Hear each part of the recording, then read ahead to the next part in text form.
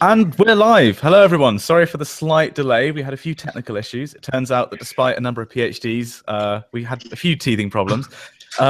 So I am, if you don't know me, my name is Simon. This is my YouTube channel where I talk about doing my PhD in atmospheric physics at the University of Exeter. And I am joined by some lovely PhDs from across the fields. At the moment, actually, I'm the only guy, which I suppose in a science PhD stream is quite a novelty. But I am joined by, if we go from left to right on my screen, we've got Dr. Shini Samara, if you want to say hello. Hi. Next to her, we've got Dr. Hannah Wakeford. Hi. And then we've got, not to be doctor, but soon to be doctor, Ines. What's your surname, Ines? Sorry, I've forgotten. Dawson. Ines Dawson. So to go through each of them, actually, Shini, why don't you tell us, what was your PhD about? So my PhD was in computational fluid dynamics, and the official title was dynamic thermal modeling using computational fluid dynamics. And I don't know, shall I explain what CFD is, or? Well, where did you do it? I won't ask you when, because I know that's a sore point.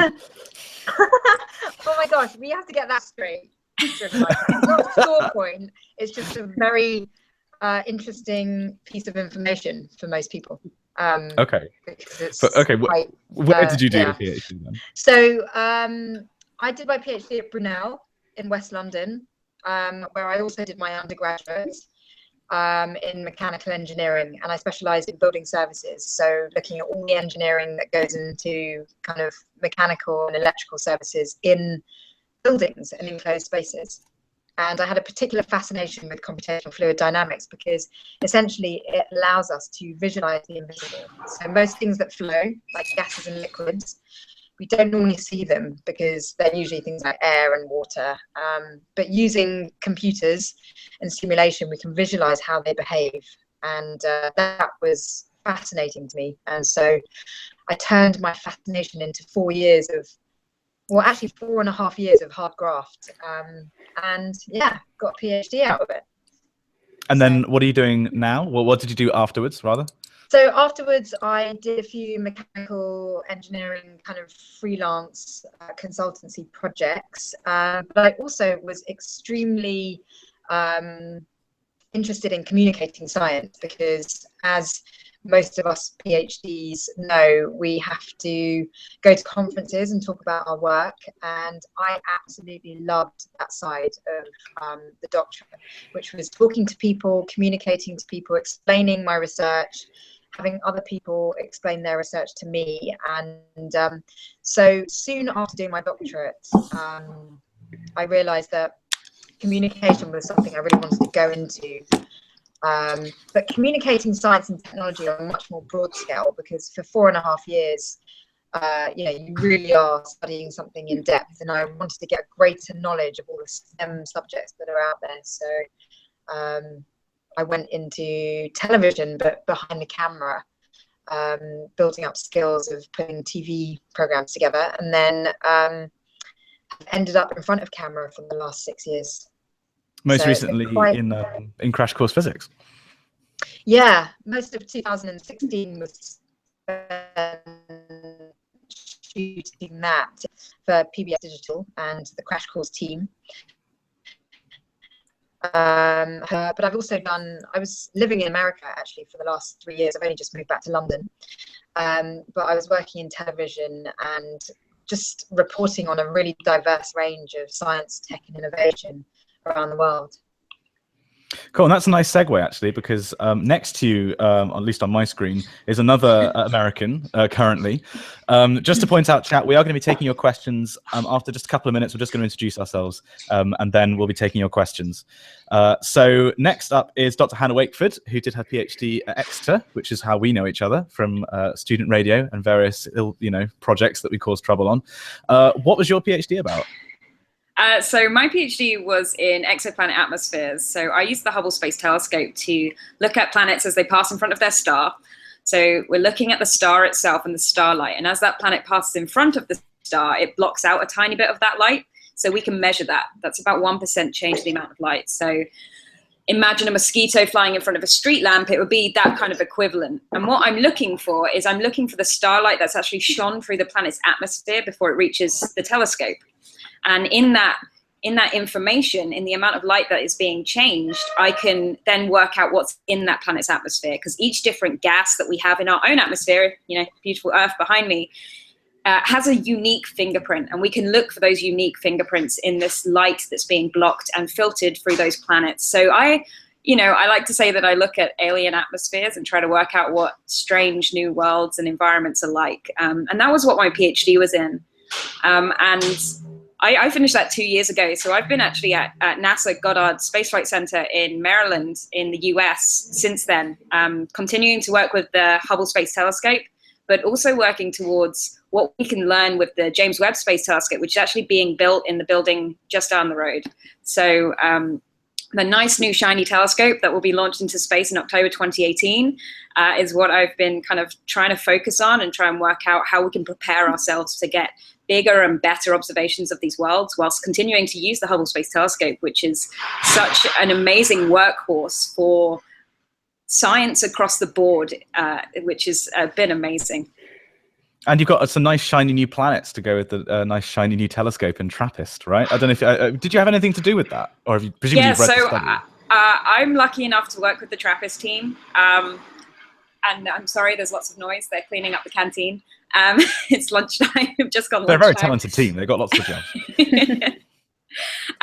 So I was very, very lucky to work with the TRAPPIST team. When they discovered these worlds initially in May last year, I was part of the Hubble Space Telescope team that followed up observations of these to try and work out what these Earth-sized worlds are like, so what their atmospheres might be made of. So we published that study in September last year, looking at 2 of these planets. And then since then, we knew of these 7 Earth-sized worlds around this one star. And we're actually currently pointing the Hubble Space Telescope at those new worlds that have been discovered to try and work out what those ones are like. So stay tuned for more on the TRAPPIST system. But yes, I am very lucky to work directly with that team and using Hubble and leading the analysis on that Hubble stuff. It's super cool. I'm honestly, it's such cool research. The Earth-sized, there's so many crazy alien places out there that they, in my opinion, they're fantastic and they're amazing, but there's so much surrounding them that is going to drive science forward a lot further and a lot quicker. So we've got loads to focus on. Cool. And then moving on to something different. So we've had engineering, we've had physics, and now next we've got biology and Ines. So you're at my old stomping ground at Oxford. And just to clarify, I actually said in the trailer that you work on Oxlog, which is true. But you also have your own YouTube channel, which is Draw Curiosity, which is linked down there. So if you're interested in what Ines is about to talk about, then definitely check it out. But Ines, what's your PhD about?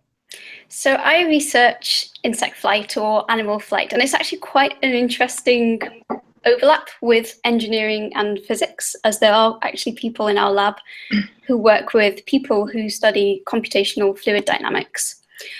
And what I look at specifically is kinematics. So I look at how insect bodies and wings move through the air and what this means in terms of the maneuvers that they produce. So it's a lot of work with high-speed cameras and trying to get the insects to fly in front of them. And then we use very fancy software in MATLAB, which is very traditional engineering software, I feel.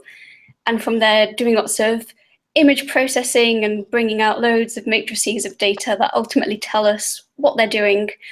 And right now, I've got about 6-9 months left. And what I'm trying to do— that will go up.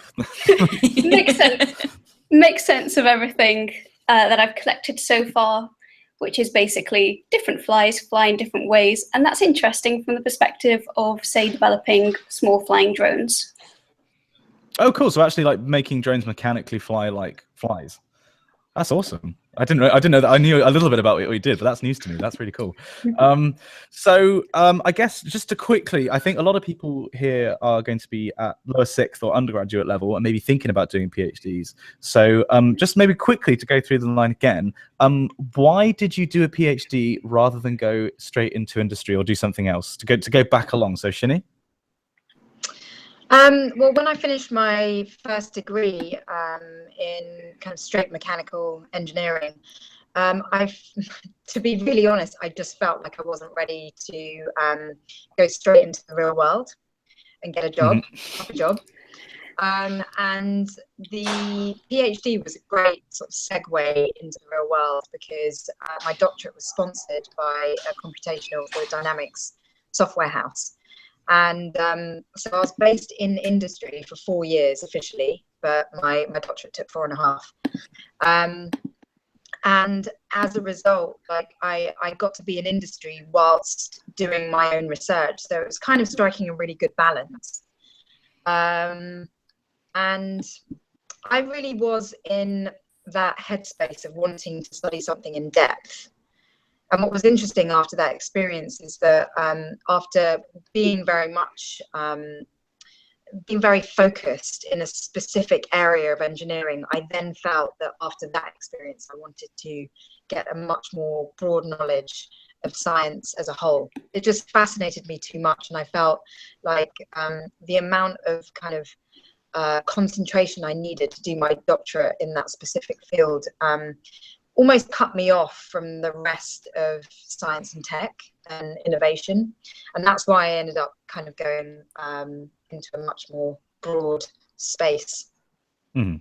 So to answer the people on the chat, no, that is not Drake that has just appeared, because quite a few people have said that. The mysterious man is none other than Alex, who is our other guest. We had a few technical problems and a Windows update. Was that right?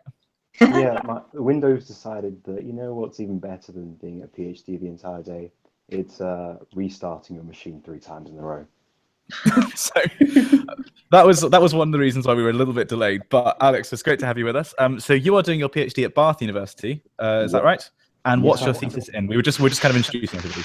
Oh, my thesis is, as it stands, I'm looking at how small peptides can be used to fight cancer, and it's really, really cool. And that sort of doesn't even scratch the surface of it. And just to go through the question that I asked Shini just now, what was it that made you go into research then, to do a PhD rather than do an undergrad, or something else, like in industry? Well, so I did my undergrad in biochemistry, and I thought, oh wow, it's really cool because, like the name suggests, it's a mixture of biology and chemistry. And I guess for me, yeah, no, I mean, it sounds silly, but it's exactly what it says on the tin. And you love that mix because it's sort of like interdisciplinary. You don't have to focus on one thing. It's the best thing at high school is being able to learn lots of different things. And so like afterwards, after my undergrad, I worked for a bit in TV, behind TV. Actually met Shini that way. And Shini looks surprised about this news. yeah. Apparently so. Yeah. Really? Yeah. And so seeing that and like seeing all these different cool people doing lots of different sciencey things in TV, I thought, wow, I really want to be one of those sciencey people talking about their really cool subject. So bam, PhD. Nice. Is it possible for you to turn your microphone up a little bit, by the way? You're just a little bit quiet. Okay. Whilst you're doing that, Hannah, if you could explain possibly why you went into doing a PhD rather than, a job or something. Something proper. Yeah, this is a lot of work. So definitely a real job. Throughout the PhD, it's definitely a real job as well. But I did my undergraduate was in planetary and space physics, and we didn't talk about astrophysics at all. My master's was studying the Earth's atmosphere, and I just wanted to know about exoplanets. I wanted to learn about exoplanets, and I wanted to be a science communicator talking about planets and how the solar system evolved and what kinds of worlds we have. And I grew up on science fiction, so that's all I ever really wanted to do. But I realized very quickly that I can't do that without the necessary qualifications behind my name. And because I was coming from a different field of geophysics, essentially, is what it was, I only applied to PhDs programs with exoplanets components. And I really wanted that expertise so that I could go ahead and talk about these worlds and have people listen, because it's a really difficult thing to have somebody listen to you without that title behind the name. And to be honest, people do effectively communicate science without having the PhD. And it takes a lot of experience, it takes a lot of time, and it may, in some cases, take more time. And I felt that I loved doing research. I loved, so I did my master's somewhere else. I didn't do it in the UK, and I loved traveling, and I always wanted to travel. And being an observer in astrophysics allows you to travel all over the world, and I wanted that, and it just fit perfectly with the person that I wanted to be and the things I wanted to do with my life. So that's what really drove me to do and apply for the PhDs. Cool. And then Ines, same question. I mean, possibly like me, you're maybe regretting doing a PhD because it's now the writing up period. But why did you decide to do it? So I'm kind of, I'd say there's a similar line. I'm someone who also wants to go into science communication full-time upon finishing. And I didn't really feel I was quite there after undergraduate. And I remembered so I did undergraduate at Oxford as well. I did biological sciences, and I somehow also ended up working on insect flight, which really suited me because I liked the interdisciplinary aspect. I liked that it was insects, and I liked that it was at the level of the organism. So as the kind of final year was approaching, I wasn't really sure what I wanted to do. And it just felt like the next step that most people were taking were either jobs that I didn't know if I wanted to do or PhDs. And there were some pretty juicy offers out there. So I thought, well, why not apply for them by myself, an extra 3-4 years, see if I enjoy research, see if I can be swayed into academia and have time to actually develop what I want to do. Because as Hannah said, having the 2 letters doctor in front of your name does tend to help quite a lot. Yeah, very. Oh, someone has sent me a Photoshop as me as Elsa based on this tweet. Thank you very much for whoever did that of the stream. Yeah, so this is the first stream for all of you, I think, on this channel. Things are about to get a little bit strange because we're about to start taking questions from the chat. So basically, if anyone sees anything in the chat that they think is a question that's interesting to answer, just read it out and then go for it, and we can start the group discussion. But at this point, I leave it over to you and to whatever people want to comment in the chat. So if someone sees a question, just shout. I had one here that was really interesting question that's kind of important and something that I've been going through very recently. They asked, and I can't find it right now, but somebody asked if you need to be an American citizen to work at NASA. And that's a really tough question, but a really important one. To be, what I am is I'm a NASA postdoctoral fellow. What that means is that I am doing my own research, and I applied for my own funding to do that research. This is one of the only ways that a international citizen can get into NASA, to work for NASA. If I were to continue working here, I would need to be applying for a green card or that level if I wanted any long-term position here. So it is really difficult, and as soon as I got here, a lot of people were pushing me to do that application, and that's not something that I personally want to do. So that's been really tough for me, but it's been a dream come true working here. Like this person said, it's NASA, for crying out loud. So it's been absolutely brilliant, but that is something that you really need to consider, that it's the equivalent of an American coming to work for ESA. That citizenship is a problem, and that means that your longevity is under a different consideration. That said, there's a huge number of international people here. They just have green cards. So if you want to have a green card and go through that route, then you can very, legitimately get a long-term position at NASA. Great stuff. If someone else wants to pick a question? I've seen quite a few on how to maintain your motivation through your PhD. And being one that I've had trouble with, I actually feel I'm coming out of the slump now, which is a great feeling. But I think it's an inevitable part that, 3-4 years, maybe longer, depending on where you are, is a slog to work on the same project. And science has this thing where it likes to go wrong. And PhD students are the kind of perfectionist type of people that hate it when things go wrong and can take it as a reflection on themselves. So I think maybe having the discussion on what you do to not be gotten down by failure in PhD and to push through to the final step. Mm-hmm. What about our successful PhD candidates? Shini, what do you think? I've seen some comments on taking a break between degrees before starting a PhD, and that's interesting to me that people are asking that, because you know, I think it's really important when it comes to careers to figure out what it is that you want to do. You know, have some sort of plan and go for it. For me, I didn't really have a plan. I just knew I found engineering really interesting at the time. But I kind of popped out at the end of my 2 degrees, and I was kind of at a loss as to what to do, because I just had so many interests in so many areas.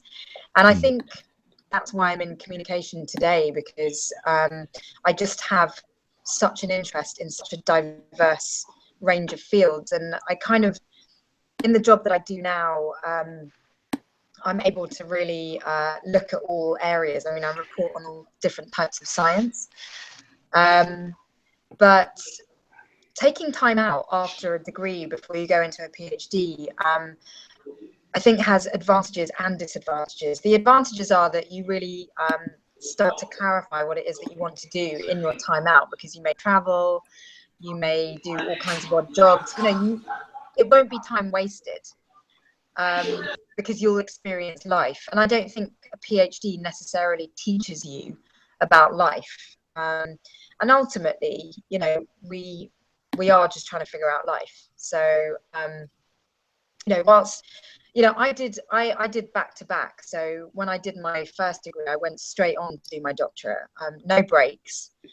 And whilst it was great in terms of getting my studies done and dusted, I kind of, at the end of 7.5 years at university, I really felt like I wasn't equipped to really sort of tackle the real world. I don't know if that even makes sense today, because times are very different to when I was studying, but that was my experience. I mean, just to return to the previous question, did you struggle with motivation during it? Did you kind of need to steel yourself and keep yourself going? I mean, and if so, what did you do to kind of motivate yourself? It was a real roller coaster ride, actually. Both degrees were roller coaster rides, because when I first started the undergraduate, I was absolutely powering through for the first 2 years. Nothing could stop me. I mean, I worked night and day, and by the 3rd year I was quite burnt out. But I had worked so hard that my grades were really strong for years 1 and 2, but by the 3rd year we had already sort of like completed much of the assessment criteria, because we did projects and all kinds of things. But my 3rd year definitely wasn't my strongest year. And so it was difficult to maintain motivation towards the end, because I just was so exhausted. And it was exactly the same through the doctorate as well. Like my first year, I was really excited and really keen. And then sort of year 2 was like, oh my gosh, this is really hard. I don't know if I want to do this. And then year 3 was like, well, I've come too far, so I better keep going. And by the 4th year, I was absolutely desperate to finish. And then once I had got to the 4 years and my funding had run out, my perfectionism then kicked in, and I needed 6 months to sort of dot the I's and cross the T's, because I just couldn't part with my thesis after 4 years. Like, I just needed the 6 months to perfect it. And then eventually when I handed it in, I was like, you know, just really reluctantly handing it over, because I still felt that it wasn't ready.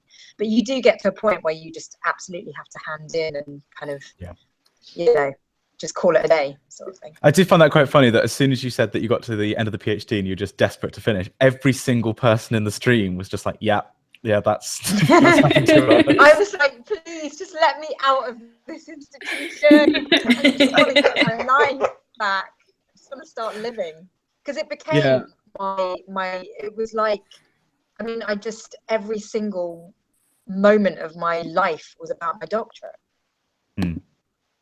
It's important to have balance, which is, I mean, certainly for me personally, that means like singing with chapel choir. I know Hannah did you did a lot of radio stuff.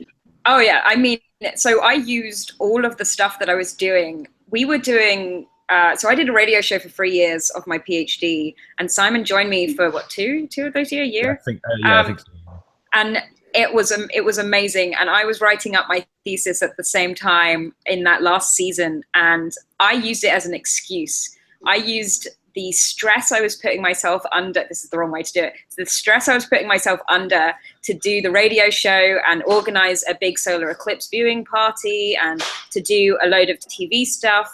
I used that stress to motivate me to write the thesis, because that was my break time. Writing the thesis was when I had a break to sit down and just bring everything together. It's completely the wrong way around, but it worked nicely. I feel there's an element of sadism in basically every PhD student.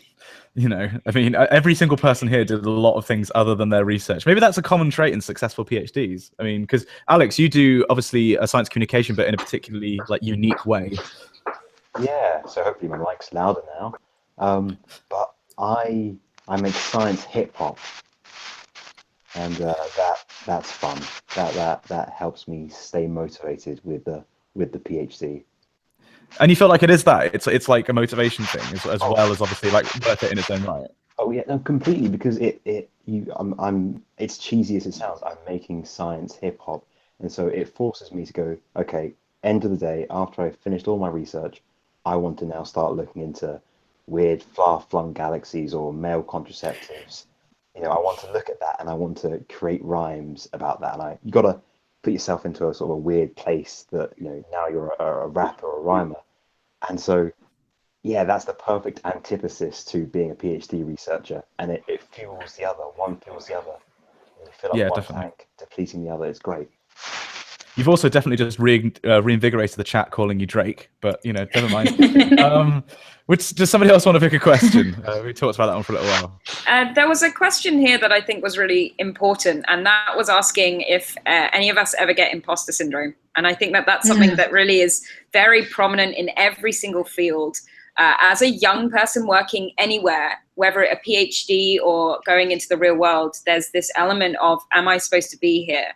And it really comes down to taking things a little bit at a time. I get it continuously, and it gets worse in certain situations and it's better in other situations. But it's really about compartmentalizing and perspective on things. And I think talking to other people about that kind of aspect of the way you're thinking, the psychology of it all, is the most important thing that I found. And it's not even saying to somebody, I have imposter syndrome here, what do I do? It's more talking about, oh, I've been having this issue, or, oh, one thing that I really like is this, or what are you doing? Because getting an outside creative and different perspective on the work that you're doing or the way that you're feeling is the most important thing in trying to combat that. And it is something that you will get and continue to get, but the way that you deal with it can help you in some ways. I actually got meta imposter syndrome the other day. I got imposter syndrome about getting imposter syndrome. I was like, you're not even advanced enough to get imposter syndrome. What are you doing? But I feel like, I mean, again, this seems to be a universal thing. Everybody's worrying about it because everybody just agreed then. Yeah. Yeah, I would like to add something extra to imposter syndrome. So I've definitely had it, especially jumping in from kind of more pure biology or whatever, and then all of a sudden it's engineering. And when you ask one of your supervisors a question and they answer with, well, you know, when you pilot a plane and you do this, and like, what? I'm expected to know how a plane flies when entering this field. But I think I've managed to sort of set those feelings aside, because eventually what's become very clear to me is that as a PhD, you're not expected to know as much as the supervisor. And the supervisor is kind of expecting you to come to them and sort of try and find out that knowledge or that guidance from them. And something that a couple of friends told me, which has actually been incredibly helpful, was, you know, the purpose of a PhD isn't necessarily to win a Nobel Prize or even to make a huge discovery in science. It's really a way of showing that you're just able to do research. And that research doesn't actually have, it can be negative results. It doesn't have to be huge research. You might be very lucky, and it is. But ultimately, you're proving that you understand the scientific method, that you are able to interpret the literature from a field, and you're able to design some experiments in it and interpret the results, regardless of how much of a change they make. And sort of with the whole other PhD experience that comes with it, such as presenting at conferences and, I don't know, having 4 years to figure out other things you might want to do on the side. Interesting question just popped up. Somebody was asking about the relationship with this supervisor, because you just mentioned the point about you're not expected to know as much. It's kind of a unique relationship, I think, the supervisor-student relationship. It's meant to be two-way, but I mean, Shini, did you find in your PhD that it was very much one way, like the supervisor telling you what to do, or was there interaction both ways? Well, I had two supervisors because I had one that was based in academia, and I had an industrial supervisor because my doctorate was sponsored by industry. So like it was a team of 3 of us, and I specifically chose a woman to be my academic sponsor, because I thought, you know what? Being a woman in engineering, I often feel imposter syndrome, and it's going to be great to kind of be supported by a female and she'll understand what it's like. And it was tough. It was tough being supervised by a woman, because whenever I had kind of very typically female moments, she just had no tolerance for that. She was like, pull your socks up, get yourself together, and, just don't be a girl about it. So my relationship with my supervisor was quite an interesting one. It toughened me up more than being surrounded by a majority of men, because engineering is mostly men in the UK. So yeah, I'd love to hear what other people's experiences are with their supervisors. Well, I love my supervisor, not in a romantic sense, but I think he's the right supervisor choice for me. So I've got 2 of them because I'm my supervisor's first student. And I think there are pros and cons to being a first student. One of the pros is you can get a lot more attention and guidance, which I felt in my case was very helpful, because it was a very different sort of topic to what the majority of my degree was about, even though it was related to a project I'd done before. And what I have discovered is that, there are different styles of supervisors. There are some supervisors who just aren't there, who are good at ignoring emails, who are always doing field work. I'd say my supervisor is one who is always there, but he doesn't micromanage either. So he's not a supervisor who's always on your back and, wants to know what you've done every single day. But he's also been one, and I think this is actually very important. So on the topic of needing a break, or, if things don't go quite right. So something that happened at the end of my first year of my PhD, I had a few mental health problems with anxiety, and obviously I didn't really want to tell anyone, because it's very stigmatized, you feel very embarrassed, and you sort of feel like you shouldn't be letting it affect your work. But eventually I brought it up with my supervisors, and they were actually really understanding, and they said, actually, you might want to take some time off or claim some time back and use that time to, recover, get things back on track. And I think when your supervisors don't take your work output as a priority, but your health, which includes physical and mental, which ultimately, if you're doing well, both physically and mentally, you're also going to actually output more work anyway, then that's very important. And in that regard, I think my supervisors have been absolutely excellent. I mean, Alex, what's your experience been like with your supervisor? With my supervisor, it's been a really interesting learning experience, because you've got someone who's so enthusiastic about their subject, and that's really infectious. You have those moments in their office and you think, oh, my work's going really badly, and they go, oh no, but we can try this, or we can try something new, we thought about this, and you think, yes, everything's going to be great. And then sort of 5 minutes later, we're walking out and I don't think I could do any of this. I thought I was smart in there. And so I think those sorts of supervisee relationships, that aspect of it is really good because their personality and their mood really, it's infectious. They are, at least for me, I'm someone who I reflect what they put out.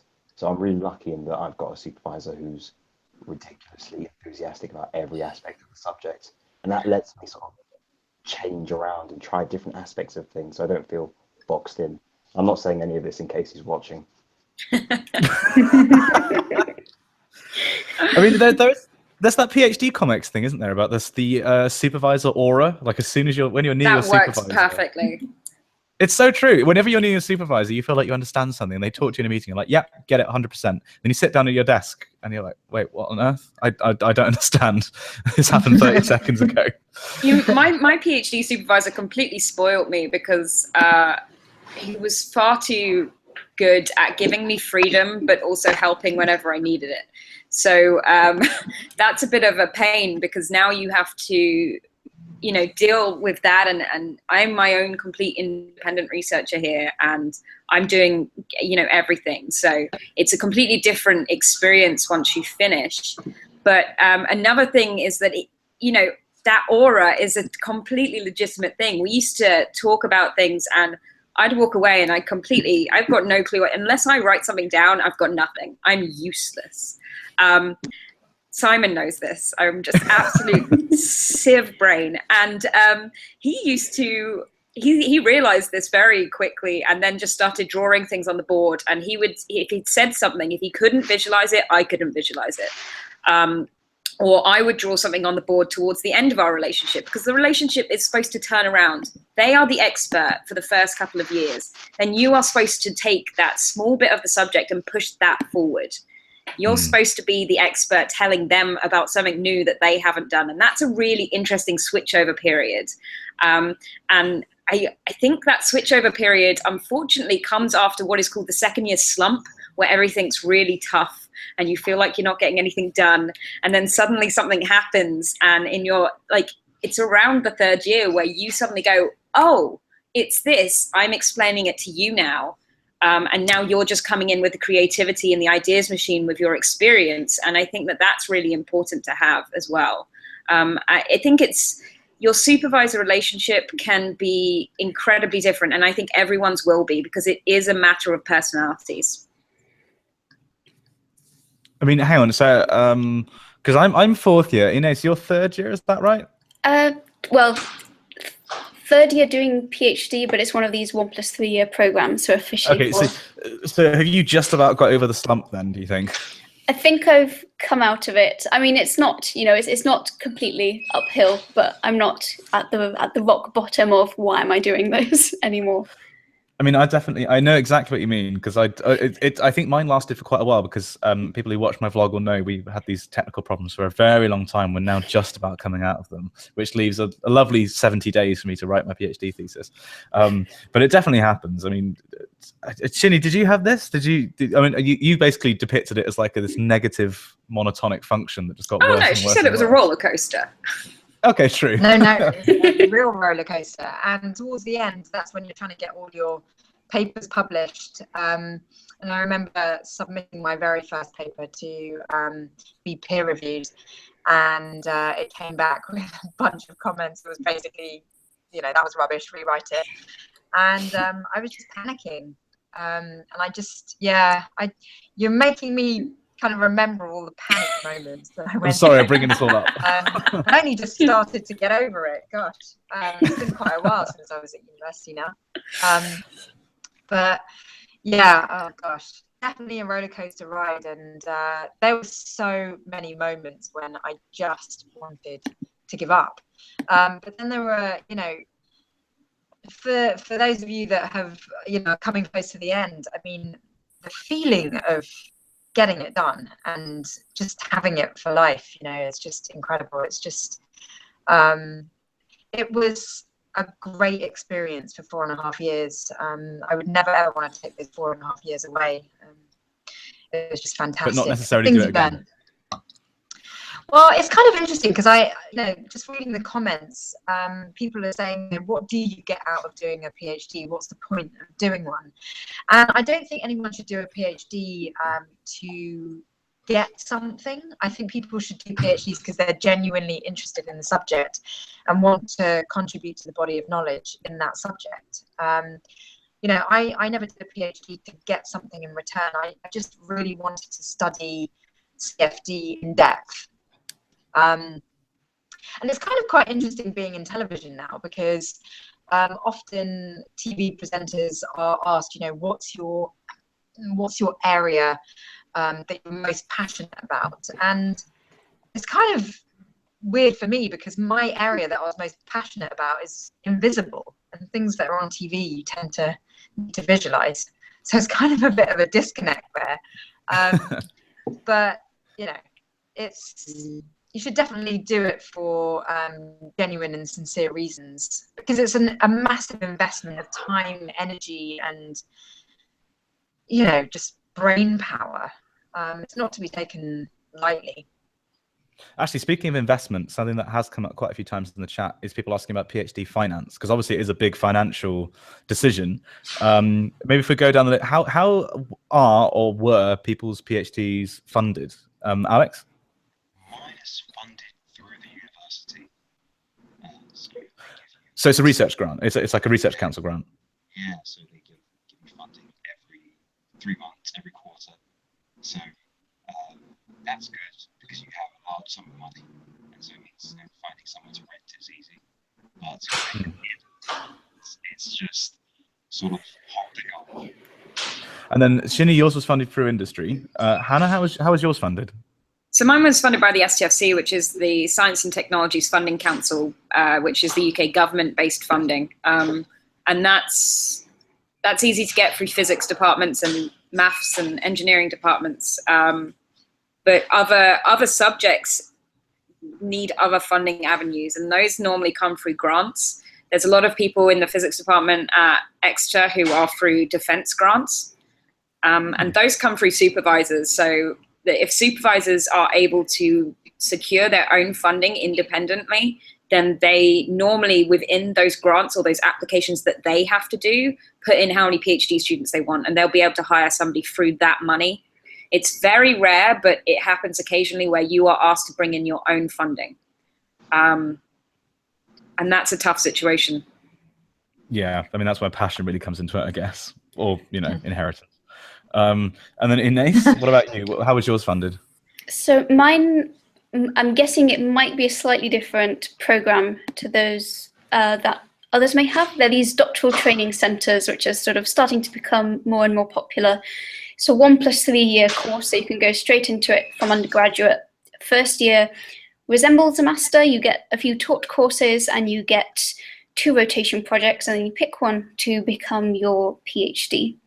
So, and the bonus is that if you get a place on a doctoral training centre, so mine's interdisciplinary bioscience, then you automatically get funding and a stipend. So technically it means, you're not being paid a huge amount, but you count as a student, so you don't get council tax or certain taxes applied that aren't applied to students.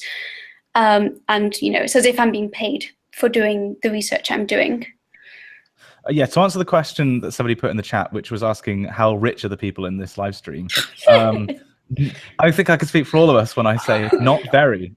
No, because currently filling out my tax forms. It's good fun. Yeah, we don't earn much money doing this, guys.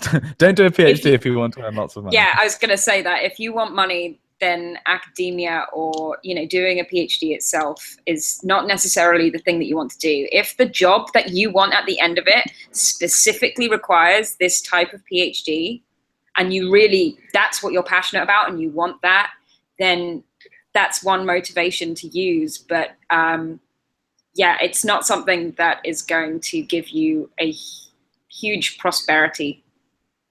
I mean, there was a study I read once that comparing the amount of money that you earn from different qualifications, and obviously there's a big gap between high school and degree, and there's a relatively big gap between degree and masters, but there's basically no difference between masters and PhD. So once you get to master's level, from an industry perspective, that's kind of you're capping out at about there, unless as Hannah says, there's a particular job that you're after. So I'm just looking through the chat if anyone else has got a question that they've pre-selected, or am I going to have to pronounce someone's name who's desperate for me to answer their question about dating? I really can't pronounce your name. I think your name is Eosias Eshetu. I'm very sorry that I butchered your name, but the question was about dating. Yes, you do have time to date during a PhD, I think. You also have time to have a life, and it's important that you do have a life. It makes you a better person mentally. Mentally, as Ines was saying, mentally healthy people are better at their work. You have time. You have time to make time. Someone else wants to pick a question. I saw one in the chat earlier, which I quite liked from Saijo. I think it was, what's your favorite thing you've learned? What's your favorite thing that you've seen in your PhD? So is someone using a Nokia 3310? I can hear like a... No, sorry, that's the cash machine. Hang on. Okay. Thank you, Hannah. I thought someone was just cheekily like chirping. You were saying, sorry. What's your favorite thing that you've learnt in your PhD or done in your PhD? I thought it was a nice, positive question. Oh, I think traveling to San Francisco for me to a conference in San Fran and seeing Star Wars at midnight. That was pretty cool. Nothing to do with science, of course. That was really kind cool. of. No, that was when I did present my research in a poster, and I didn't recognize one of the most famous people in my field, which was a bit embarrassing. And my loyal subscribers know all about that moment. And look up who Susan Solomon is, kids, and look at a picture, memorize her face, because she might meet you one day. Someone else? I gotta say, definitely conferences as well. My favorite one was also an American conference. I don't know how, but they just make them so awesome. And that was actually where I met Mark Abrahams, who is actually doing an Ig Nobel Prize ceremony right now in Imperial College. But anyway, he was the guy who inspired me to start Draw Curiosity, and that was kind of big kick up the bum to be motivated about something, which ultimately also led to me finding motivation a year later for my PhD. So American conferences, big confidence boost. Yeah, I also really loved the traveling aspect of my doctorate. I actually didn't go to very, far-flung places. I ended up in Copenhagen, Naples. I think all the bad parts of Europe, really. I mean, come on, this sounds awful. Well, I don't think I would have gone to Copenhagen otherwise, so at least I could tick that box. But yeah, it definitely wasn't as far-flung as where you guys have been. But when you've got a travel bug, conferences are a fantastic aspect of doing a doctorate, aren't they? Alex, what about you? Maybe if you could, I'll possibly yell because the chat seems to think that you're too quiet. It's because I'm doing this through an archaic machine now. I think for me, I haven't traveled anywhere, but I'm waiting, and my motivation really, I'm looking forward to is traveling to a conference at Disneyland, Orlando, Florida. Is that on the cards, or is this just like a pipe dream? It's on the cards. It's the International Society for Computational Biology. Yeah, it's gonna be great. That is literally a Mickey Mouse conference. Hannah, what about you? So I love traveling. I mean, I got into observing specifically because I love traveling and I always wanted to go to these big telescopes. And I am so lucky. Nice places. What is it with astrophysicists and building these telescopes? Well, we need low humidity, so we need as little of our pesky atmosphere in the way as possible. So up the top of a mountain's good, and also to get a vast majority of the sky so that we can study it. The equator is a fantastic place to put those. So that really limits the places you can build these telescopes. And while those have been brilliant, I mean, I have been everywhere, and I'm so lucky. In all honesty, the best thing that I've done is really, God, I'm very lucky. it's this one thing in the science that I'm doing that I love so much and I'm so fascinated by and I'm continuously learning about, is these clouds in extreme environments. And that has just brought me motivation and joy continuously for years, learning about these planets that I look at. Their atmospheres are so hot that things we think of as rocks here on the Earth are actually molten in their atmospheres. So one of the planets that I look at, and we've got observational evidence for, are clouds that are likely formed of an aluminium oxide called corundum. So I've learned geology as well. I've had to learn geology, and I've had to go back to my A-level chemistry to understand these planets' atmospheres. And that's the basis of rubies and sapphires. On an alien planet, clouds made of rubies and sapphires, how can that not be a huge motivation and inspiration to continue doing the science that I'm doing? So while the traveling, and I've been working with NASA TV, and I've been able to travel across the US and go to these different telescopes in Chile and Hawaii and stuff, it always comes back to learning about these strange alien environments. Okay, I thought that was great from everybody. Does someone want do we just pick questions individually and just answer them quickly? Because there's so many questions that are coming up, and I feel like we're picking one every like 5 minutes. So if you see a question, just see one, spit the answer, and then we'll move on, and we'll do that. Someone asked me what my favourite part of mechanical engineering was, and I think for me it was just the ability to be able to apply mathematics to real life situations and understand more of the world around me. So, when you're in the shower and, you've got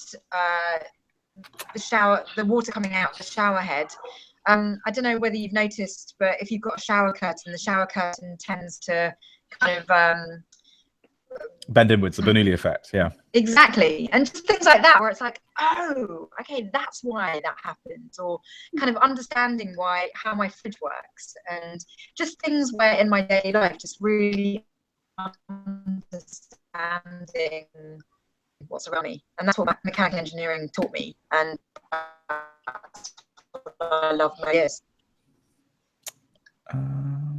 What do I want to do after my PhD? To answer the person, I think it's Alberto has been asking that. I want to do science, communication, and media production. So video production, like on my YouTube channel, full time. To answer that one. Well, Space Telescope is looking for people to do that. Well, it's very tempting. Right, yes. Someone else pick some questions. Alex, you're going to have to speak up, mate. Sorry. Alex N asked, how can you cope doing the same lab and same projects for 4 years? And the answer to that is sort of divide your projects up into smaller areas and then just focus on those and spin them around and do lots of different balancing acts. And that really helps. Cool. I totally agree, by the way. Lots of people asking about NASA for some reason. I don't know why. I don't know why people would want to know about NASA. Do you have holidays in your PhD? Apparently, I can take up to, I think it's like 8 weeks leave or something like that. But I don't think, basically nobody I know actually takes like proper holidays, really. 8 weeks? We only get 6 of them. Although to be fair, can't complain from undergraduate, but... Yeah, come on, 8-week terms. Yeah, but I certainly have taken maybe like 1 or 2 like concerted breaks, like of like a week or so, consciously saying this is a holiday for my whole PhD. Normally I've been using leave to like go and do YouTube stuff or film a series or choir stuff or whatever. Someone's asked, did any of us go to state schools? And that's a great question. I went to a state school, and after that I went to a grammar school. So basically there were no like really expensive tuition fees or anything, and yeah, actually being in the UK and being a British citizen really helped me out, because there's some great schools which don't, are not private, and so I'm quite grateful for the educational system over here, as it was back then. I went to, back in the 18th century. I went to a state school, which for those of you who are familiar with my channel, obviously I've talked about this a lot in relation to Oxbridge. The person who asked if it affects your university places. Certainly Oxbridge only really care about your academic performance. They really don't give two hoots about where you come from. And it didn't even come up in my PhD application process. So it's not something that I'd worry about for that. We have two Alex. Nope, he lost the other one. There we go. Is this better? Much better. Yay, he's back. Hey! Wonderful. Oh, Yeah, back to state schools. Yeah, I went to a state school, and not even a great one. And here now doing PhD. Didn't even think I could do it, but you know, anyone can do it. Doesn't matter what kind of school you go to. About doing it. yeah, definitely. I mean, Ines, did you go to school in the UK or did you go to school in Spain? So I'm from Spain, and I always I know in Spain, public school is like the opposite thing. Yeah. So I will say I did go to a school that you paid tuition fees for, and it was a school that's like, oh, we are the best ones in Seville. That being said, I was the first person to ever go to Oxford, but I could tell that they were very keen to support my application, which in hindsight was a very random one because I just saw the course and I thought, oh, that's cool. And then when I did start my undergraduate, it did seem like whatever we had learnt at school was actually slightly behind, or at least different to the British curriculum. So in terms of educational quality, ultimately, I think what they do value is enthusiasm for the subject. They want to see that you care about it and that you have critical thinking. And, you know, a demonstration of performance in grades is good because it means you're probably motivated to stay up with it. But I do know for a fact that when it comes to interviews, they're not really looking at what schools you're from, and they can actually tell they can tell which schools have been prepared for interviews and which haven't been because of the way they present themselves. And that doesn't really matter in the end. So, I mean, quite a few people in the chat are asking about sort of international qualifications to UK universities. I realise this isn't what the stream is about, but sort of briefly, did you feel any? Was your application process different because you didn't have UK qualifications? It was. So it went through UCAS. My school wasn't on the list of schools that can apply. Which means that I actually got to see the reference that my teacher wrote for me. Apparently you're not supposed to do that, but I got to put in my own reference. What else was different? Oh yeah, so I did bachillerato. So, you know, they'll ask for things like IB. I've seen a few Spanish people in the chat. So I did the bachillerato. I think that might have changed somewhat since I left. And they actually required a 90% grade in bachillerato. They did not care about selectividad, which are public exams at the end. So actually, I did them just in case, but I could have gotten away without doing them. And I think their entry level seemed higher than what was required of UK students at the time when doing the direct conversion. But I feel like maybe they were trying to balance out any potential differences. And the other thing was they did require English qualifications by the time I started, but then at interview, I think they saw that I was a native speaker. So they actually said, you don't have to bother with, I think it was TOEFL that they were required. Cool. So just to return then to the PhD stuff, someone or several people have been asking, what are embarrassing stories from our PhDs? I've already told mine about Susan Solomon, look her up. Hannah, are you in a position to answer this? I'm trying to think of some. Everything in my life's highly embarrassing, but that's just fun. I don't know. I don't know. I try really hard to make sure that I'm very grounded and looking very positively at things, which makes me really weird here because I'm a positive English person, which is just horribly wrong. They used to Hugh Laurie in a house, basically. They don't know that Hugh Laurie's English, and I'm showing them these most amazing stuff, and they're just, I don't get it. It doesn't make any sense. I'm like, you're horrible, horrible. They don't like my swearing. That's been an issue. So most of the issues you don't know this, but Hannah swears like a sailor. It's got to be said.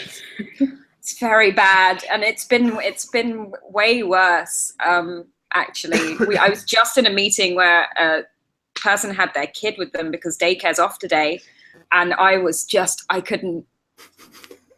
I couldn't stop myself. That's been an issue. So most of my embarrassing issues have been since I moved to America, and the cultural difference is huge. And I'm incredibly British. I'm from a working class family where, you know, only me and my sisters are the ones in the entire family really that went to university at all. And I'm definitely the only one with a PhD in the entire extended family. So we just are very, everything's going to be okay, but let's aim for better. And I swear like a sailor.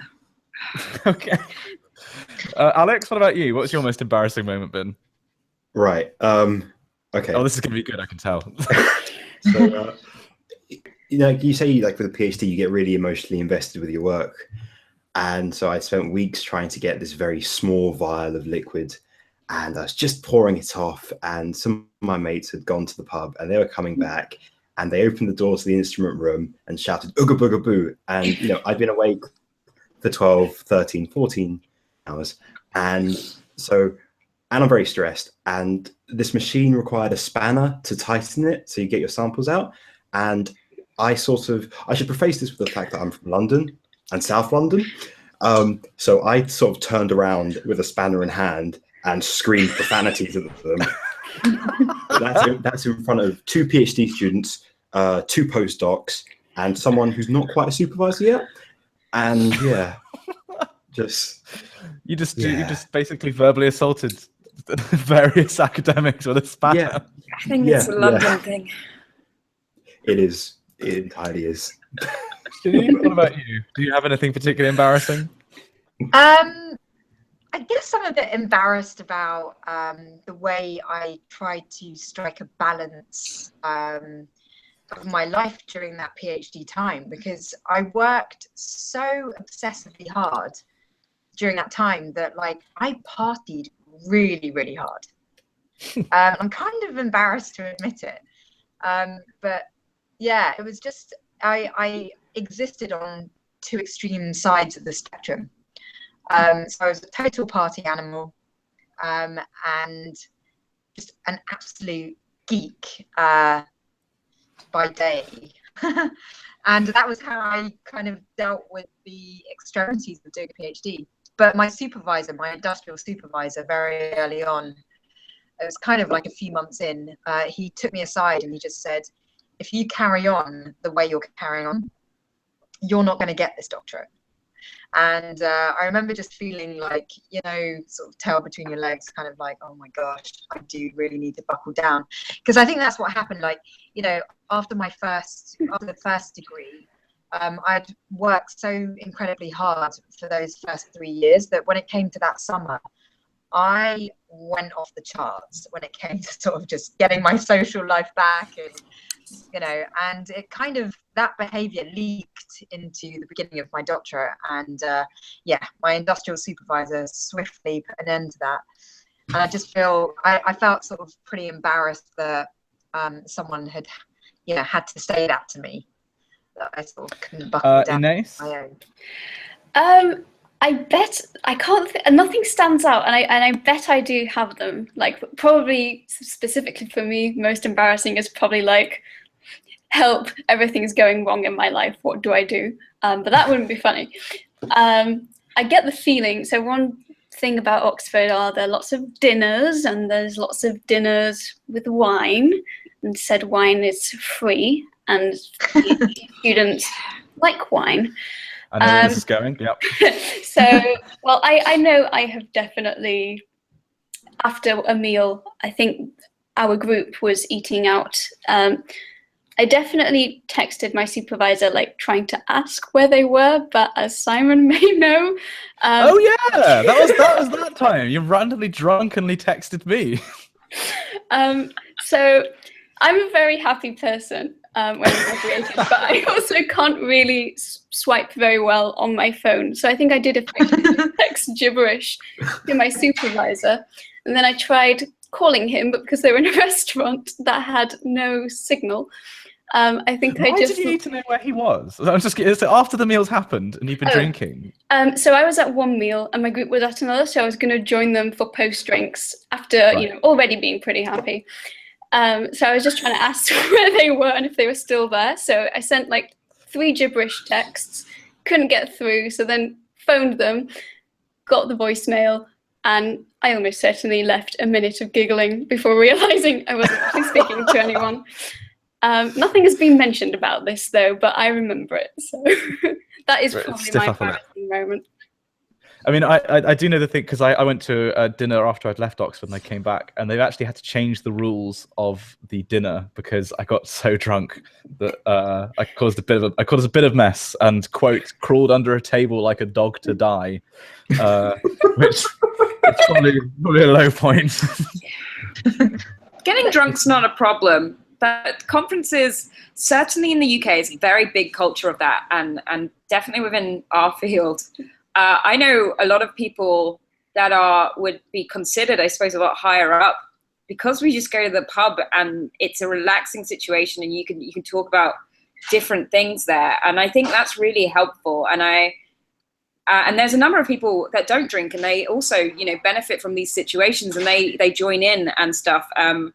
There probably are embarrassing situations where I got absolutely obliterated, but I just don't care, because one of my friends who is a professor at Oxford also gets absolutely obliterated.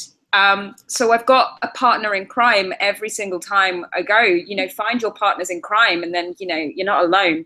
So we're sitting there the next day and it's getting worse because we're pretty certain we're drunk still. And it was just absolutely a hilarious mess. So I'm not embarrassed. I should be embarrassed more. I'm not embarrassed by those moments. I think they're brilliant. Wow, I mean, it's definitely a culture thing, though. I mean, like at conferences, though, it's a big thing about drinking. I mean, obviously, there's the social drinking if you've known people before you go out for drinks. But like in the poster hall sessions, I don't know if it's the same for your conferences, but for the ones I've been to, there's always drinks at the poster sessions. In fact, there was one, I think it was a biology conference I heard about, where the only way you could get the drink was they gave everyone presenting a poster a bottle of wine, and then you had to talk to them about their work in order to get. That's brilliant. I love that. It was a good idea, but it does mean at the end of the day that you could just take the bottle of wine and run. I mean, the journal. Obviously, two kinds of people. Your thing Which one, reminds me. Journal of Experimental Biology, SEB, Society for Experimental Biology. That's their journal. The last one I went to, they had the most amazing wine tasting session poster session, and it was quite funny to see how everyone started from intelligent conversations to just like dancing, giggling academics. Actually, yes, probably seeing dancing academics. Could I say embarrassing? Definitely amusing. Oh, it's definitely amusing. I think it's interesting that we've talked a lot longer about getting drunk and being embarrassed in our PhDs than we've ever talked about like the best points of our PhDs. Maybe those are the best parts. And a question came up that's really interesting to me. Someone asked, have any of you tried meditation during your PhD?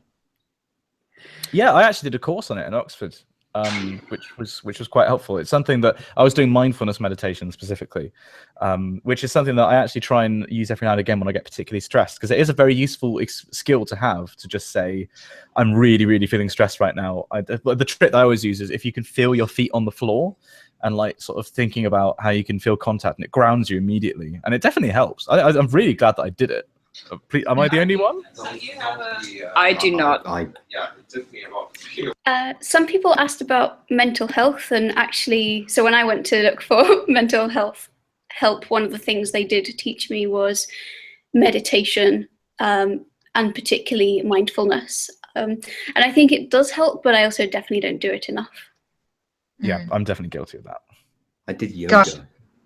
I really wish I had used meditation when I was doing mine, because it's such a great tool that I use today a lot, because my life is pretty chaotic and constantly traveling from one place to another and juggling lots of different subjects, and if it wasn't for meditation, I think I would have gone insane. What did you said, Alex? Sorry, you started and I cut you off. I was going to say, I tried yoga. That was interesting. Just a whole lot. How far into yoga did you get? Were you doing like advanced sort of? Mate, no. This was yoga for PhD students for mindfulness. So it's essentially all of my department, just sort of kind of sweaty, on a mat, just different mats, different mats, of course. Not all on the same tiny mat. No. That's good. I mean, we have funding, you know. So, and you get like halfway through and everyone gets super relaxed, like they haven't been relaxed ever in their life, and then people just fell asleep. I did that. I literally did that. In my final year at Oxford, they put on yoga stuff and I fell asleep several times. Because you have like the chill at the end of the session. It's like you just kind of lie there and you like kind of, and I'd literally just start snoring. It was really embarrassing. It's so relaxing, but it's those hilarious moments that make you realize, oh, I am a human being and not just a robot here to do research. That's cool. Yeah, I mean, again, it comes down to the balance stuff. If you know, in order to get, I mean, I feel like possibly Shini at the start of yours, you got it a little bit sort of, the balance was a bit too extreme, like the contrast was too high. But you know, we all hit that medium where like you do the stuff that relaxes you, whether it's choir for me or you know, or partying or whatever. You know, that balances with the work and allows you to get the most out of both, for sure. In fact, I can see several people from my choir talking in the comments. Good. When will we get a live stream back? Shout out to some people that are making comments. Yeah, go for it. I really want to congratulate the people that are saying, you know, why am I watching this chat? I'm still doing my A-levels, or I'm still in high school, or whatever it is. And well done for watching this chat, because I just think, you know, you're really thinking ahead. It shows that you're, you know, sort of subconsciously or consciously, you're thinking about your future, and I just, you know, I really respect that, because it's more organized than I was at this age. Exactly. And I did all right. I learned what a PhD was, I think, the year I applied for one. I just vaguely knew what they were, and then found out actually that could be a good next step. So I think definitely being informed when you're younger is probably going to be very helpful to know where you're going to go next. I think it's important to have the information about all of your options, really. Like, you know, you've got to be aware of, you know, for one thing, it's important not to romanticize a PhD. And I feel like in this stream, we are kind of getting that across, that it is difficult. You know, it's a significant time investment, but, you know, if you're passionate about the research, I think that's also the takeaway. That's kind of the key thing.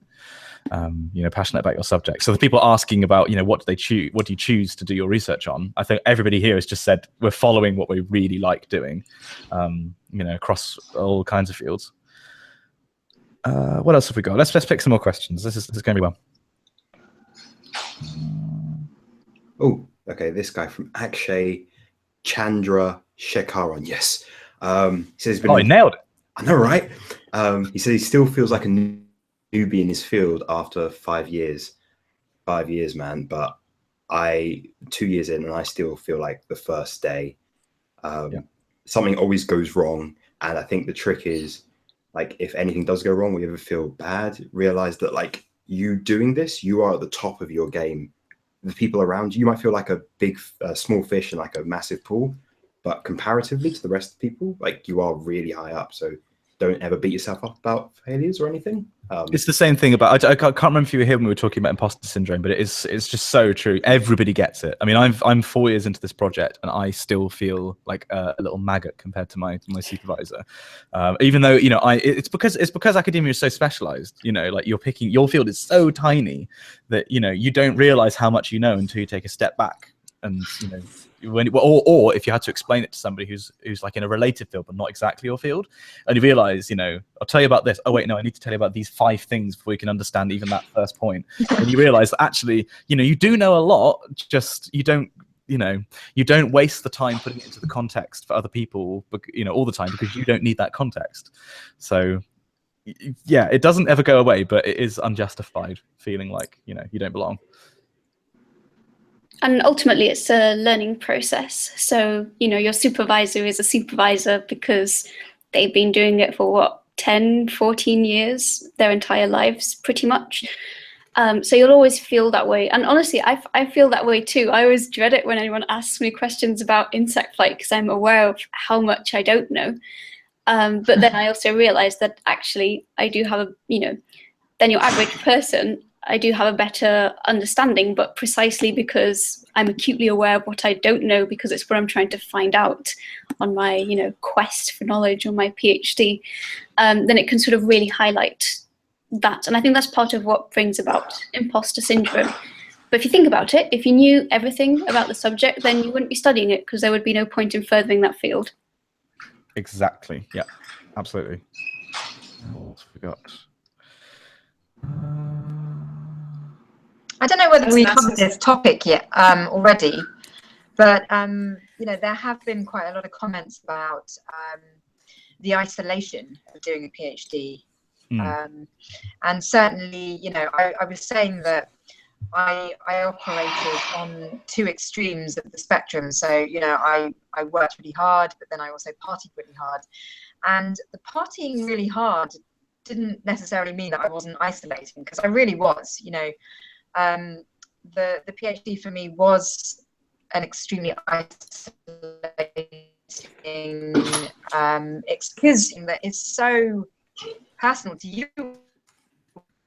I mean, hang out with people who understand what you're talking about is at conferences, and they are few and far between in terms of experiences throughout a typical year. So I would say that the doctorate was pretty isolating. I mean, I don't know what it's like for you guys, but I definitely say it's been pretty isolating. I mean, for one thing, I'm working on a field where there is a sum total of 3 people working on this problem in the world, and I am one of them. My supervisor's another one, and the last one sits right over there in this office. So it's a very small world, and you know, it's difficult to talk to people about this stuff. But you know, and also socially, yeah, you spend a lot of time on your own, cooped up in an office, which for me is how I spend most of my life anyway. But like, yeah, you definitely. I think this is the other thing about the balance, right? Yeah, you are isolated when you're doing a PhD, but it's important for when you shift hats to you know, to another role, that you do something that's social.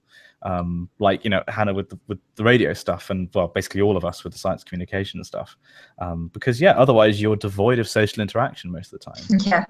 Another thing that I did, which I'm hugely proud of, is the entire time I was doing my PhD, I was running movie nights for our department and trying to get these physicists some education in cinema, because we are big TV people in my family.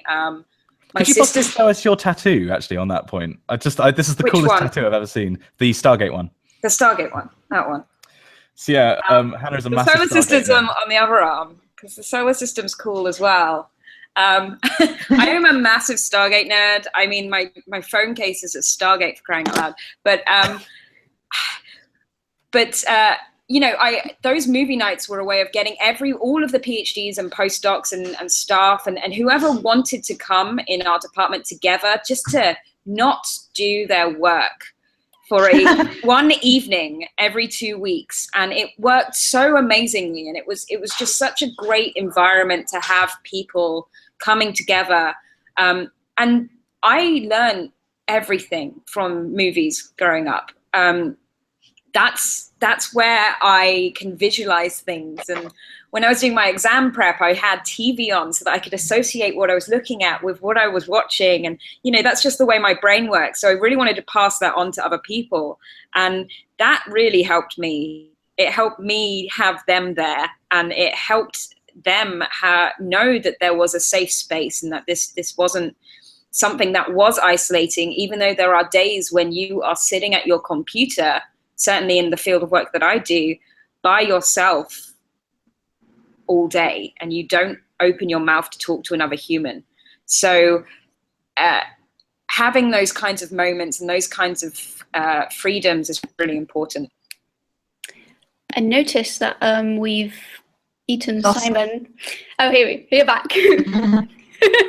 Oh no. Yes, you had the wrong tab open when you pressed Control W, guys. Sorry, it was going to happen at some point. That's the first time it's ever happened on a stream. Excellent. Sorry, I'm going to enjoy watching that one back. Carry on. I'll just sit here and mute myself. We're done now. Someone's asked quite repeatedly, and I'm finally getting around to this question: how one stays on top of their studies. How exactly did he phrase the question? I'm going to scroll back quite a few, but it's essentially asking us how we keep on track when you're feeling really overwhelmed with your work.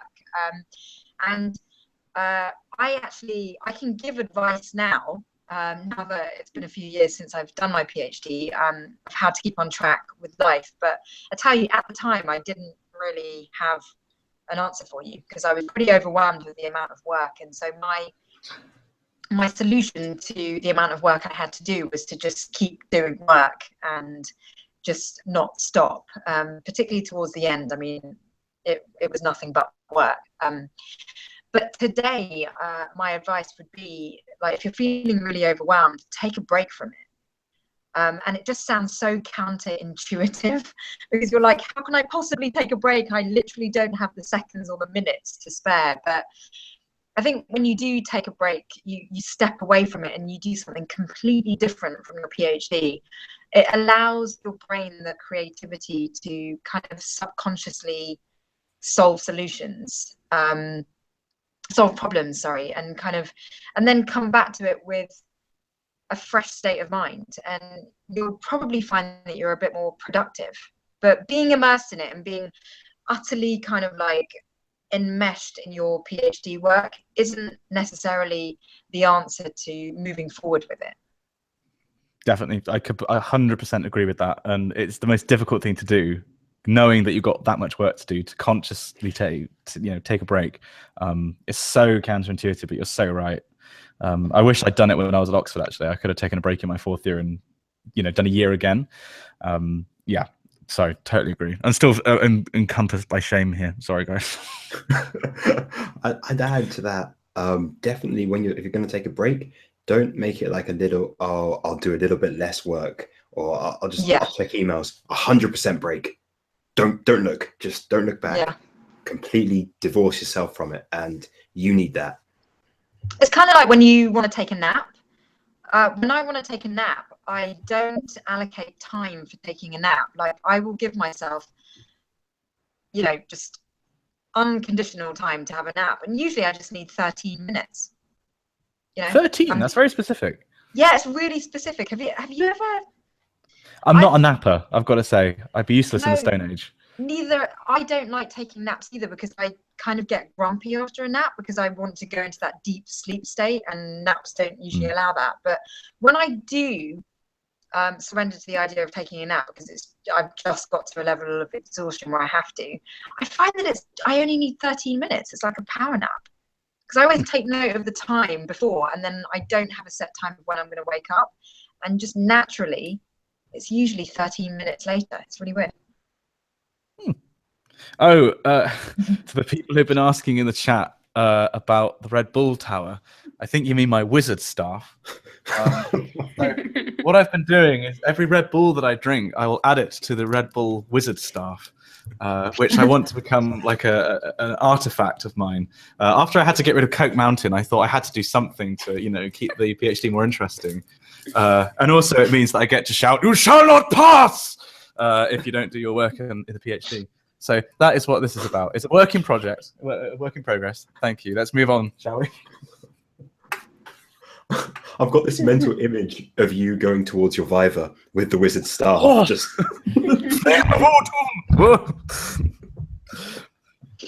right. Good. What else have we got in the chat? Okay, just for records, guys, I think we'll probably go for about another 15 minutes, if that's okay with everyone. My battery may decide that it wants to just completely cut me off. That just means my computer died, so... Okay, well, if it could last 15 minutes, then... or do you know if you're going to get like a minute warning or something? I have no idea. It says it's got 35 minutes left, so let's go with that. All right, let's aim for 15. So we'll finish at 1:45, I think. So guys, if you've got questions that you haven't had answered yet, please, well, don't spam them in the chat, but put them in the chat now, and we will see what we can do. It's been a good chat, actually. I think this seems to have been useful to people in the chat. It's a good chat between us. It's been useful to people in the online chat. One question I've been seeing over and over. How detailed should the research proposal be when applying for a PhD? So that, I think, varies. So you guys might be able to respond better if you're going straight into a PhD. I know that for the program that I did, which was rotation projects plus then going for DPhil, in that instance, you actually didn't have to do that. I think you had to write about the research you'd done previously and why that program would be a good fit. But in that case, they're actually looking for people who've got their options open. And after your rotation projects, which are actually proposed by supervisors, you will then pick one, and then, yes, you will have to come up with a research proposal that, I can't remember how long it was, but it wasn't excessively long, and ultimately it's really just a guide. But when it comes from maybe applying for funding separately and a PhD, then you may want one that's more detailed, but often supervisors will also just have some projects on offer, or you can actually write to a supervisor and say to them, can we come up with something together because we've got overlapping areas of interest. Alex, did you have to write a proposal? I did not. I just had to tout myself to lots of different supervisors and say, I really like this project. I really like this project. I really like this project. And they say, okay, how's your past research? How it lead in, or what skills, what transferable skills do you have from your previous work that you can bring to this project, and where would you see this going? So it's not so much a research proposal, but what do you think how would you fit into this mold? I feel like it's more of a humanities thing where you actually have to propose a project for funding, certainly for funding purposes, because I just applied to projects that already existed, and they chose the student for the project. I didn't have to say, this is what I want to study. But yeah, good question, actually, because it's a bit of an opaque black art, that. Any advice for students entering first year? I feel like the overarching theme of the whole stream has been balance. Do something other than your PhD. Take care of yourself, because your mental health and overall health is definitely going to be conducive to you working. And perhaps more sneaky advice, you're going to be working very hard in your last year, so enjoy the first ones while you can. Yeah. I didn't actually say that out loud. Hang on, Jerome, who just asked, do you guys ever procrastinate? Oh my All God. the time. Oh my You know what I God. call it?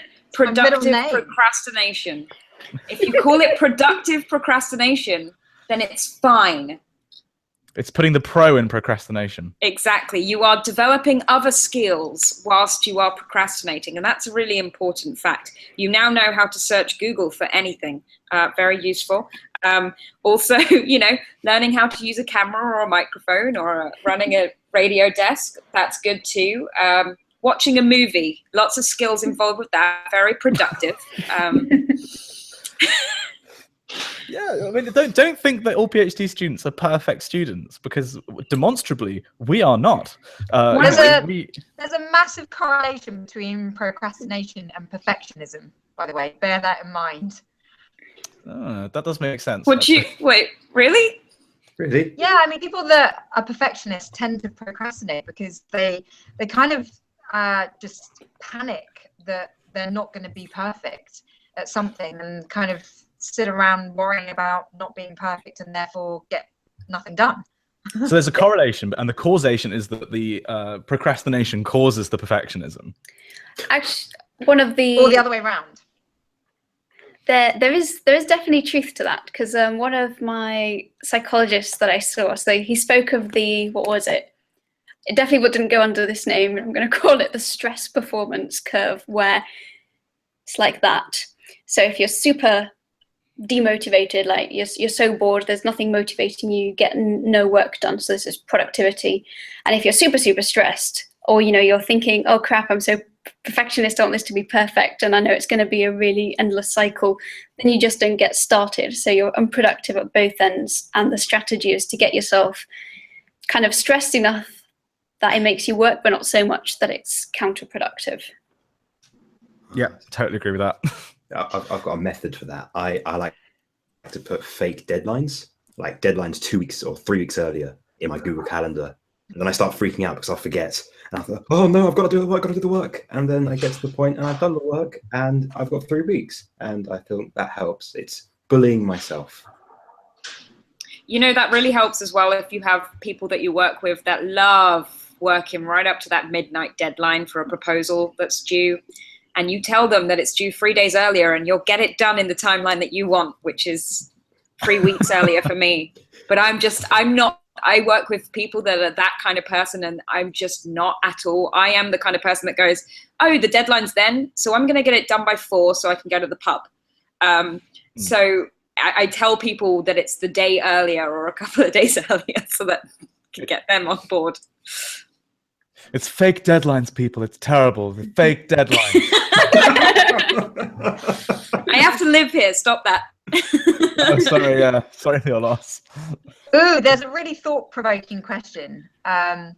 Would you guys have children during your PhD? If I was in the situation, I don't think it would have made a difference to me. You really? You don't think there would have been an extra workload? It would have been a huge extra workload, but I don't think it would have changed the way that I thought about the science, and I think it would obviously add a delay to it. It would certainly definitely have taken time off, but I don't know that it would have changed my motivation behind wanting to do the PhD, or my motivation for the things that I was learning whilst doing the PhD. It would have made it harder, and really a lot harder. But other than that, I don't know that it would. I definitely wouldn't. I actually I had a nightmare that I woke up and I was like 8 months pregnant, and I had to go and tell my supervisor I was going to have a baby.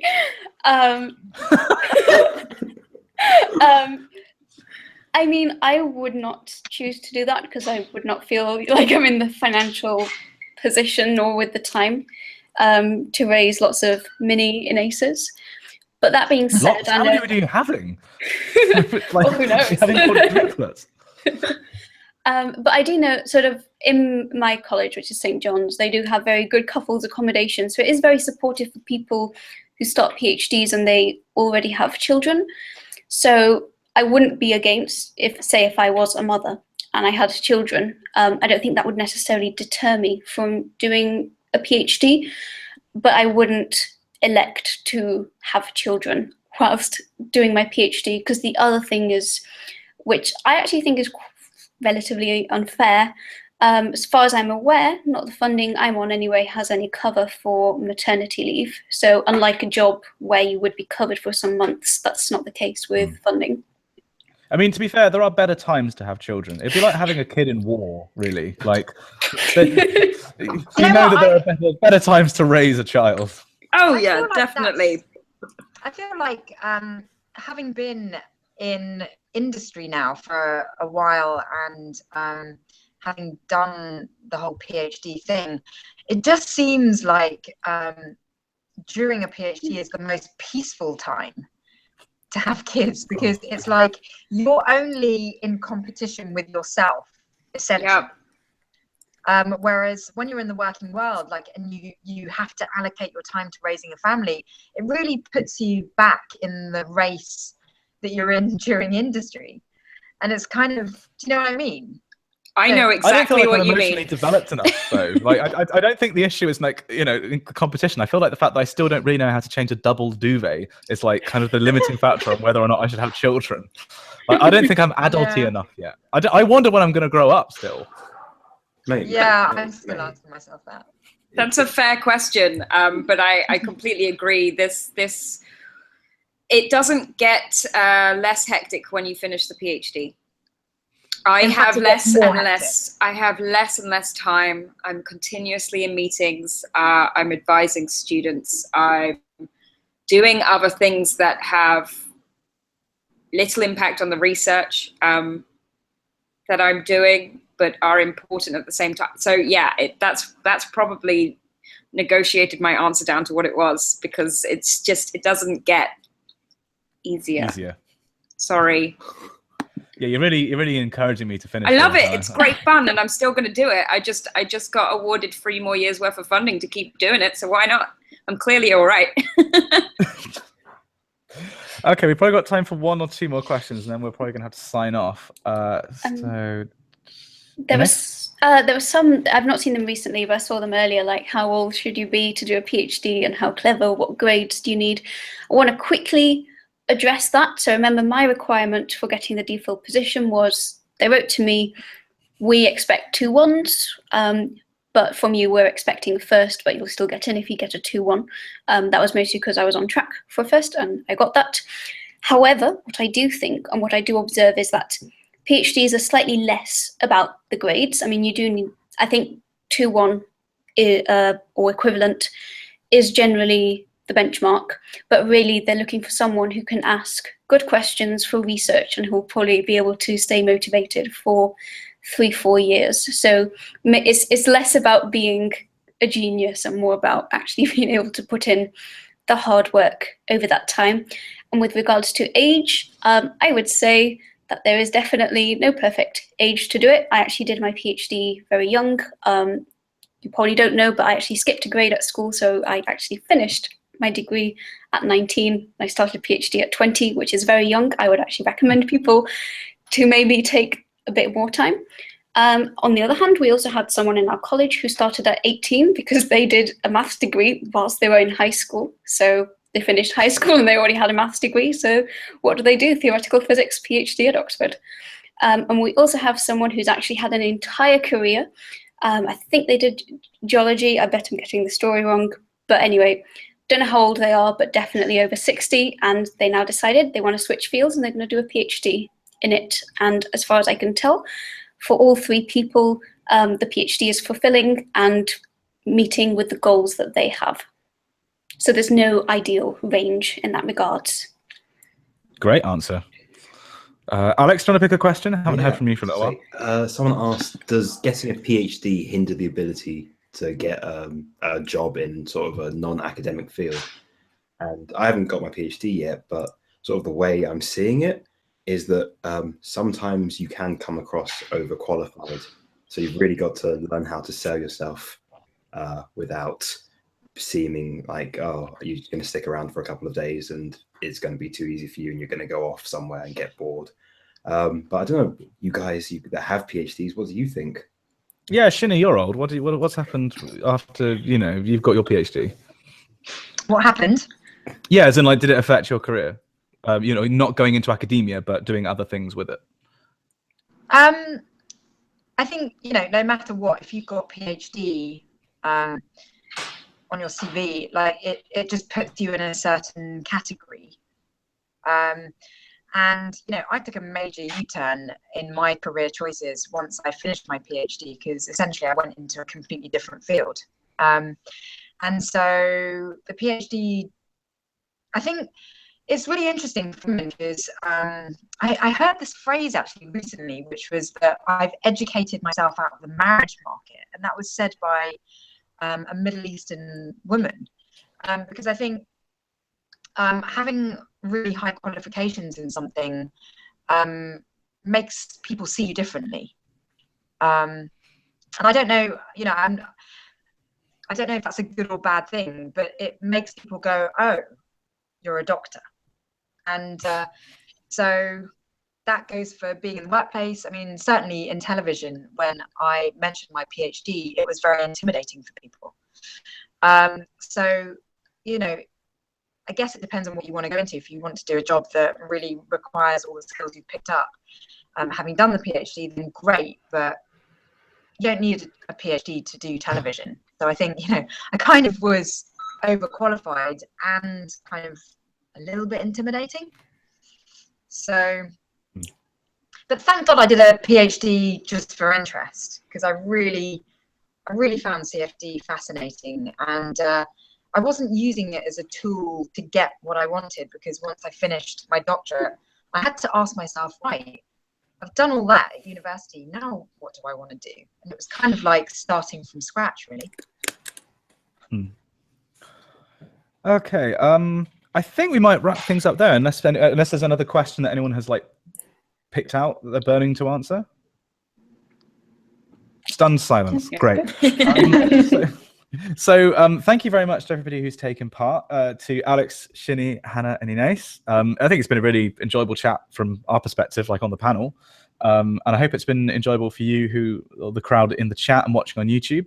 I think, yeah, this is going to be uploaded immediately to my channel. So if you did miss the start, you can go back and watch it. And there's information about where you can watch stuff by everybody on this panel. So Alex, where can people find you? What stuff have you got on YouTube? You can find my science hip hop mashups on Rapstract. Yeah. And what are they about? Because I've watched a few, but like there's a pretty broad range, right? It's about anything that I want to rap about. I have complete creative control. Any science I want, I find an Eminem song or anything else I like and just flip it, parody it into science. It's cool. Great stuff. And then Shini, you don't actually have a YouTube channel, but the link I've put for you is Crash Course Physics, which I guess is sort of, you know, most of what people here will know you from. And then Hannah, what can people find of yours on YouTube? Well, YouTube, I don't really have much, but if you go to my website, which is stellarplanet.co.uk, you can find links to all of the media and stuff that I do there. I'm actually running a podcast at the moment about exoplanets specifically called Exocast, and you can find that at exocast.org or on iTunes. Awesome. And then Ines, you've got a few things. Yeah, so I'm just gonna spam the chat with it. So got a YouTube channel called Draw Curiosity. That's where I make very hopefully nicely produced science videos. I recently launched a Spanish one. I'm only mentioning this because I know there are a few Spanish people in the chat. It's called Inestable, should be linked in Draw Curiosity. And I'm also on Oxvlog, even though I'm a terrible Oxvlogger this term, and I'm probably going to like spam upload over the vacation because a lot has happened that I've recorded, but I haven't actually put it together yet. It's a classic Oxvlog move, I can assure you. You're not alone. And then, yeah, so that's everybody's details are down in the description. I just updated it to include Hannah's website. I hope you guys have enjoyed it. We'll be doing another live stream sometime soon. If you have suggestions about what that could be about, maybe put that in the chat or hit us up on Twitter, hit me up on Twitter specifically. And thank you for joining us this evening. And I think we're just going to sign out. So if everyone wants to wave bye, I will hover my finger over the stop broadcast button and we can just do this awkwardly for a few seconds. Bye, everyone. Bye. Bye. Thanks for watching.